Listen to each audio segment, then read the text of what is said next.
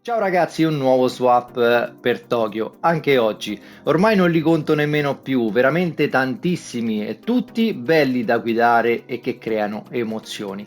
Quello di oggi, a dire il vero, è uno swap che avrei potuto fare fin dal principio, fin dall'origine dello swap dei motori, perché fa parte della prima serie. Non l'ho mai fatto solo esclusivamente per un motivo estetico dell'auto, lo so, sembra stupido. Però questa Mazda Eunos Roadster dell'89 a me proprio non è mai piaciuta. Chiedo scusa a chi magari l'ammira perché so che quest'auto alla fine è una sorta di culto per tantissimi appassionati in tutto il mondo che i modelli successivi non sono riusciti nemmeno a sfiorare. Quindi ho voluto provarlo perché in tantissimi mi avete scritto: ma come va questo swap? Come va questo swap? E io non l'avevo mai fatto. Il motivo anche stupido, direi. Comunque, per fortuna, grazie alle vostre continue pressioni, ho avuto modo di provarlo e devo dire che, sebbene non è a livello di tempo totale di gara velocissima, perché se ci prendete la mano state sui 26 minuti e 35, potete anche scendere credo, ma non ne ho certezza. A livello di guida invece mi è piaciuta tantissimo perché ha un'impostazione come piace a me, quindi con quel leggero sovrasterzo che permette un inserimento in curva velocissimo. È divertente e è bella da guidare, è entusiasmante nel misto, mi ha veramente divertito. Quindi ringrazio tutti quelli di voi che mi hanno spronato e che mi hanno spinto a portare a provare questo swap per Tokyo. Andiamo a vedere quest'auto. L'estetica di quest'auto sicuramente migliorata grazie a queste appendici aerodinamiche installate e quella gabbia di sicurezza. A livello di guida, già di suo, essendo bassa, larga, quindi il baricentro è basso, è molto stabile. Vero che non aveva deportanza, ma adesso la deportanza ce l'abbiamo messa con anche il motore della RX7 e con tutte le elaborazioni annesse supera i 500 cavalli. Il suo punto di forza ovviamente è il tratto misto, è reattiva e velocissima, anzi dovete stare attenti nei cambi di direzione a non anticipare troppo perché rischiate di colpire il muro interno, quindi capite quanto è reattiva quest'auto. Molto veloce anche sul rettilineo, non è una delle più veloci perché la Fugu Z che abbiamo visto nello scorso video supera i 350 km/h, con questa siamo sui 320 di sicuro, non va piano ed è l'auto più veloce in pista. A livello di tempo di gara non sono stato un granché perché ho fatto solo questa gara, mi sto allenando con il gruppo 2, quindi non sono riuscito a sfruttarla appieno. Comunque, se vedete il passo di gara, giro in 2.09 costante ogni giro. Questo vi fa capire di quanto è sincera e ben guidabile quest'auto. Se il tempo non fosse così preciso, sicuramente avrei problemi a livello di feeling. Invece questo vi fa proprio capire quanto è facile da guidare quest'auto, perché essendo la prima gara che faccio e non avendo proprio confidenza, comunque sono riuscito a mantenere un passo costantissimo, sebbene poi non proprio così veloce, perché questa è un'auto da 2.07 a giro. Anzi, fatemi sapere nei commenti se riuscite a scendere a questo tempo sul giro. Io ho da finire un campionato, giovedì ho l'ultima gara e poi la riproverò sicuramente e vi dico, vi lascio in descrizione in quanto sono riuscito a girare, ma ripeto, 2.07 almeno alto sono sicuro che riesce a farlo. Andiamo ragazzi in GT Auto, vediamo che cosa installare su quest'auto, vediamo il setup e poi la gara. Guardate bene sempre come vado ad utilizzare il cambio.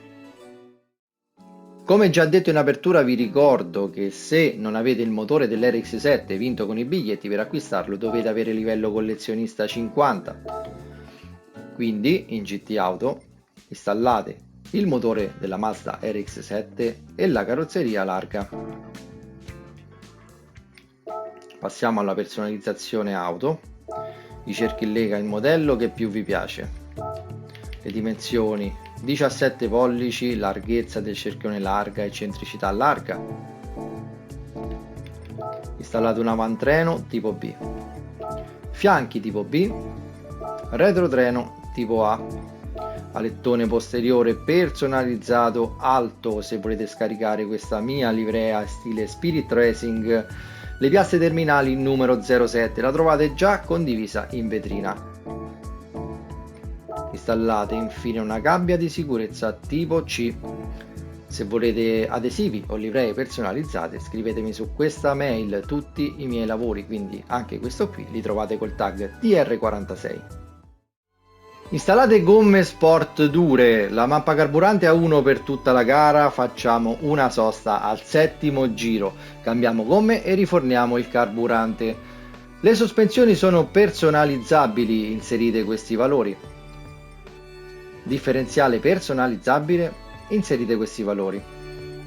La deportanza 71 all'anteriore, 300 il massimo al posteriore. Installate una ECU personalizzabile, guardate bene la curva di coppia, le marce devono lavorare in alto, al motore Wankel, sotto non avete coppia. Tenetela al 100% di potenza. Installate una zavorra, impostatela a 146 kg e posizionatela a meno 13 all'anteriore. Non serve limitatore di potenza. Installate un cambio personalizzabile da corsa. Impostate una velocità di punta di 150 km/h. Passate alla regolazione manuale, il finale al minimo 2.500, impostate i soli 5 rapporti purtroppo su queste velocità. Installate un turbo compressore a regimi ultra elevati. Non serve il sistema anti-lag. Installate un intercooler da corsa, filtro dell'aria da corsa, marmitta da corsa, collettore di scarico da corsa, sistema frenante da corsa, forati o baffati, come al solito non fa differenza, pastiglie dei freni da corsa.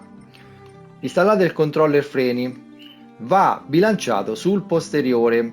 In gara io l'ho usato a 4, man mano che si consumavano le gomme verso il giro di rientro ai box l'ho spostato su 3, perché con le gomme consumate tendeva troppo al sovrasterzo in ingresso curva, quindi regolatevi voi su come bilanciarlo. Frizione e volano rimangono normali, non vanno installate elaborazioni motore installate per la carrozzeria, l'aumento della rigidezza.